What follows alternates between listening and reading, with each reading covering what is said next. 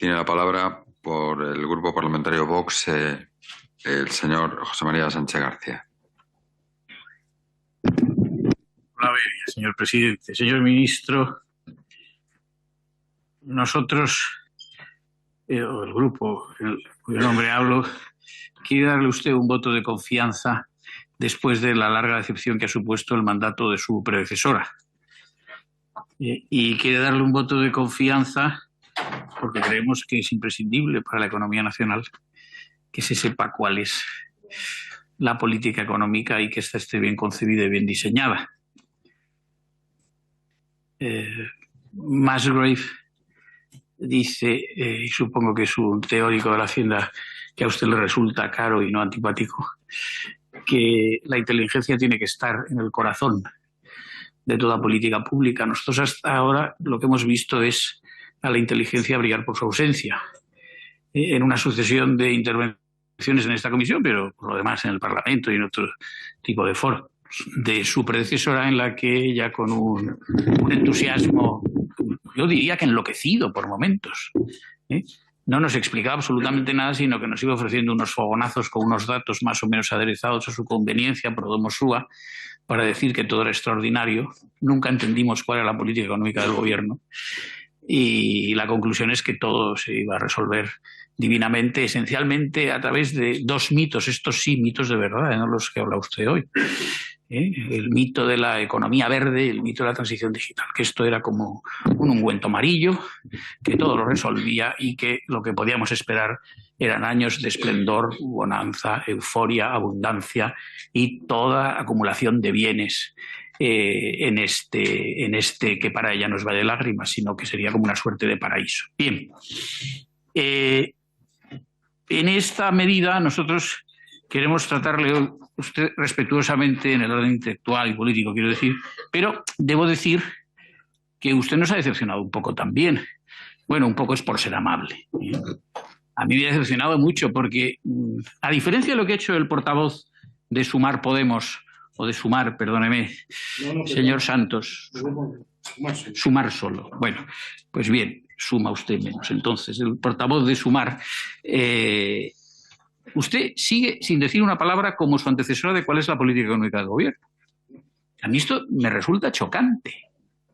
Siendo usted ministro de Economía, usted ofrece datos y cuando da esos datos, luego trata con ellos ilustrar un panorama. Usted también ha sido optimista.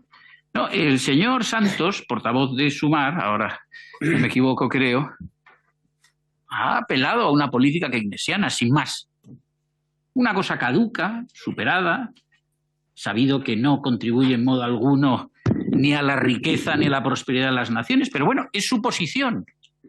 Yo no la comparto y creo que es algo muy superado y que está lastrado en su caso por un prejuicio ideológico, como todos los grupos que hablan aquí ordinariamente, ¿no? Prejuicios ideológicos o intereses prácticos más o menos pedestres. Pero usted no nos ha dicho nada de esto. Lo que sabemos es que más allá de las contingencias que determinan ciertas decisiones, ustedes siguen ocultando cual misterio que debe ser revelado al ser de condición meramente humana por el presidente del gobierno, que debe tener ese efecto no ya el papel de sacerdote, sino de ser casi divino. ¿Cuál es la política económica del gobierno? Yo creo que ninguna. Yo creo que ninguna. Por ejemplo, se ha hablado, y usted lo ha hecho también, del programa Next Generation EU. Vamos a ver, usted puede explicarlo como quiera. Este es un programa de endeudamiento, ya sea vía préstamo, ya sea vía incremento del límite de los recursos mal llamados propios de la Unión Europea, como se acordó en diciembre de 2016. Bueno, pues es una política de endeudamiento y, por lo tanto, una política keynesiana en ese sentido, a mi juicio, fracasado, caduco, superado, que el señor Santos, portavoz de Sumar, expresa como el desideratum. Bien, y entonces, ¿usted nos puede explicar por qué esto es así simplemente por una contingencia como es una epidemia? ¿O por una contingencia ulterior como es la guerra de Ucrania? Es decir, ¿qué ha habido en su conciencia en sentido intelectual, en la suya y en la de los eurócratas, para concebir un cambio de política económica cuando antes todo era las políticas de austeridad, y ese respeto escrupuloso, en algunas ocasiones relajado, de las reglas fiscales. Ahora no. Ahora sabemos que vuelven en 2025, usted lo ha recordado. Pero también sabemos, y aquí hemos tenido testimonio de ello, de que hay partidos políticos, no en España, en toda Europa, que siguen insistiendo en que este ha sido simplemente un programa, pero que no se agota en sí, por más que tengamos que amortizarlo en 2058, porque usted dice que acaba en 2025, está usted muy satisfecho, eso lo habrá creído usted. ¿Usted no sabe lo que es atender el servicio de la deuda en sentido financiero? Y amortizar capital, 2058, señor Santos. Eso de 2025, no sé qué economía doméstica maneja usted en su casa, francamente. Pero desde luego, si actúa usted así, en fin, no le arriendo la ganancia a sus hijos. Entonces, lo que quiero decir es que, vamos a ver, ¿cómo es posible este cambio no explicado y luego una prosecución de una política económica nunca desvelada ni identificada? Pues no se entiende. Y claro, nos dice usted que todo es fantástico en la ejecución del programa Next Generation EU. No es lo que piensa el Banco de España. En sus proyecciones programáticas para hasta 2025 de marzo de este año, no leemos exactamente eso, señor ministro. Leemos, por ejemplo, lo siguiente. Dice, los supuestos sobre los gastos y las inversiones financiadas con los fondos europeos del programa Next Generation EU se mantienen sin cambios con respecto al ejercicio de proyecciones de diciembre, que era de absoluta incertidumbre acerca del impacto real. Dice, se prevé que su impacto máximo sobre el nivel de PIB de la economía española se materialice en 2025-2026.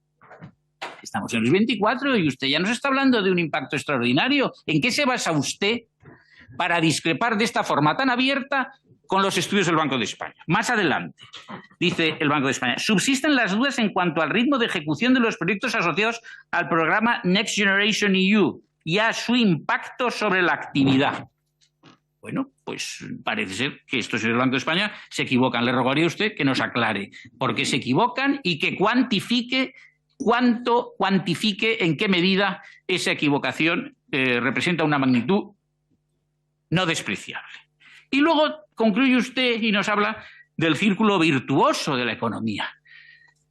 Mire, vamos a ver, yo le voy a exponer algunos datos y no creo que tenga tiempo de agotarlos ahora, lo haré en la siguiente intervención. Pero con estos datos sobre el círculo virtuoso de la economía, usted, pues, señor ministro, respetuosa y amablemente, esto no es serio. PIB. Estamos igual que hace un trimestre cuando vino su predecesor, exactamente igual. PIB.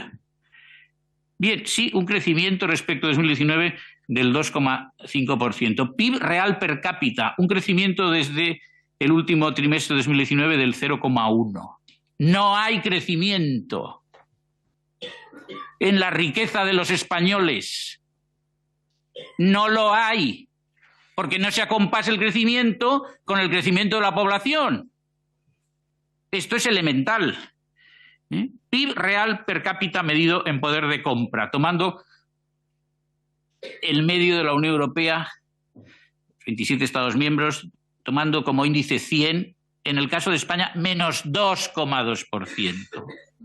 España es, junto con Estonia, uno de los países que se encuentra entre los últimos en relación con este indicador. Y entonces, ¿esto es para estar muy contento y satisfecho? ¿Y que todo es maravilloso? Pues explíquenoslo usted. Yo le ruego a usted que tome nota, si, en fin, considera que merece la pena, y usted nos responda. ¿Cómo es posible que con el mismo PIB real per cápita del último trimestre de 2019 usted eche las campanas al vuelo? ¿Al vuelo por qué? ¿Y qué campanas, señor ministro? Bueno, por el lado de la oferta, para seguir con esto que llama usted el cuadro macro. Por el lado de la oferta, sector primario, menos un 17,2% de producción desde 2019. Se han perdido en el sector 92.000 puestos de trabajo desde finales de 2019. ¿Qué me dice usted de esto? En la industria, menos 2,3%. En la construcción, menos 10,7%. En los servicios, sí, se ha crecido un 5,7%. Ah, pues lo mismo que le dije a su predecesora.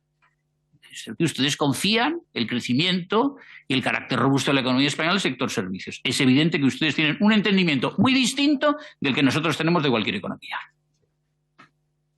Por el lado de la demanda, gasto en consumo final de los hogares.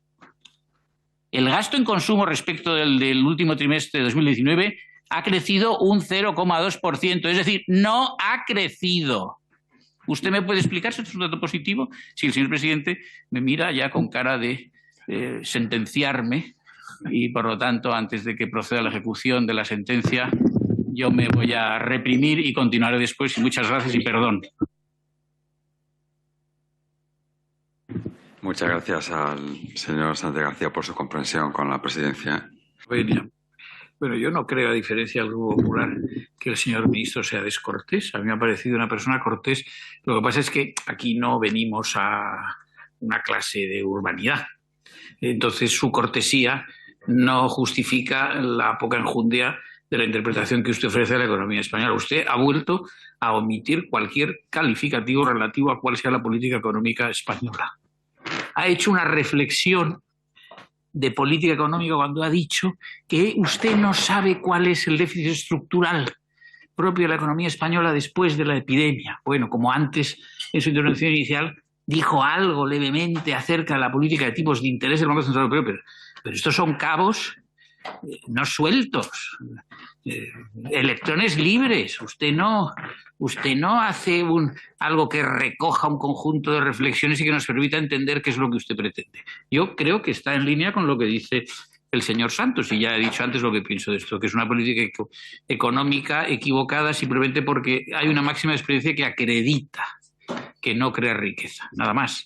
Si usted dice lo contrario, pues no lo sé. Es que no ha dicho ni sí ni no, sino todo lo contrario. Por otra parte, discute datos. Yo, mire, los datos que he utilizado son los datos del Instituto Nacional de Estadística, de Eurostat y de la encuesta de población activa. Y además nos facilita el Congreso mediante su servicio de estudios económicos, de modo que está a disposición de todos los diputados que los quieran consultar. Claro, si usted viene aquí a negar estas cosas o a decir que no, que el dato es diferente, etcétera, bueno, puede usted llegar a hacer bueno lo que pone en boca de Pío Cid Ángel Ganivet, ¿no? Es aquello de tribunos, oradores parlamentarios y habladores académicos y demás gentuza, ¿no? Claro, si aquí lo que venimos es en plan marrullero a negar evidencias, pues es un poco absurdo, ¿no? No hace falta. Usted tiene una categoría profesional suficiente para no caer en eso. Usted debe responder con verdad a lo que se le pregunta. Y voy a reanudar lo que antes decía. ¿El consumo en gasto final de los hogares? Bueno, usted dice que no es lo que he dicho yo. Bien, yo repito, esos son datos del INE. Gasto en consumo final de las administraciones públicas. Ahí se ha incrementado en un 10,9%. En un 10,9%. No sé qué le parece a usted respecto de un incremento del 0,2% para las familias. La formación bruta de capital fijo desde 2019, menos 3,5%. Y usted nos dice que hay un fervor que viene, en fin, que orienta al inversor extranjero hacia España. Bueno, no lo sé. Usted me dirá si este dato también del INE es erróneo o me lo invento yo. En cuanto al comportamiento del sector exterior, pues sí, ha mejorado, no tenemos ninguna duda. Se lo dije también a la señora Calviño en su comparecencia anterior. Ha mejorado y por lo tanto ha mejorado la balanza por cuenta corriente. Ahora bien, también se lo dije y se lo repito a usted ahora, esencialmente por el lado de los servicios, no por el lado de las mercancías, que mantienen un déficit comercial de hasta superior a un 23% respecto a los anteriores al año 2019. Por lo tanto, de nuevo aquí esta propensión a una economía orientada a los servicios, a nuestro juicio, un error. Usted dice, usted esto omite toda consideración. Bueno, usted sabrá si no es relevante. Sobre el mercado laboral ya le han dicho muchas cosas. Usted me dice que yo he criticado las reformas estructurales o no sé qué cosas, y yo no hablo de eso. Yo no he criticado nada. Lo debe haber soñado usted, pero en fin. Mire usted, el sector público ha crecido el número de empleados de 2019 en 340.000, el sector privado 940.000. Por la desproporción entre uno y otro, esto significa que en el sector público el crecimiento ha sido del 10,5%, mientras en el sector privado solamente el 5,6%. ¿Le gusta al señor Santos o no le guste? Esta es la realidad. Un indicador malo. Si usted me dice que es un indicador bueno, pues volvemos a lo mismo. Usted se recrea en esta política keynesiana caduca, rancia, malentendida y superada. Y podría continuar. Si me da usted un segundo, señor presidente. Sí, un segundo. Me lo ha dado el señor presidente. Ustedes no son competentes. Entonces, vamos a ver. Sobre el déficit. de las administraciones públicas. 15.043 millones más, más de 15.000 millones más de déficit que en 2019. El Gobierno ha introducido un agujero, perdóneme la expresión, desde el comienzo de 2020 de más de 312.000 millones de euros. En cuanto a la deuda, pues estamos en una diferencia respecto al 2019 de 350.000 millones. Es lo que supone el mandato de Sánchez de 2019 en términos de deuda de las administraciones públicas. Señor Sánchez. Pues ya me contará usted. Con un crecimiento de la deuda a más de un 25%, una economía cuyo PIB crece, con ese caveat que he hecho antes, Señor Sánchez, a un ritmo del 2,5%, pues no lo sé, insisto, su entusiasmo, pues yo todavía lamento poder decir que no lo he visto debidamente justificado en sus intervenciones. Nada más, gracias. Muchas gracias.